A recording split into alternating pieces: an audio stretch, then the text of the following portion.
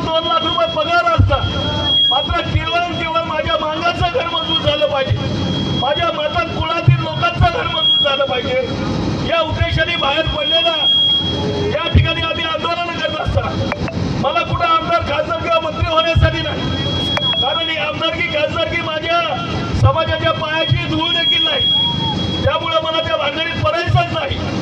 ही जी यात्रा आहे ही आपल्या भावी पिढीच्या भविष्याची यात्रा आहे।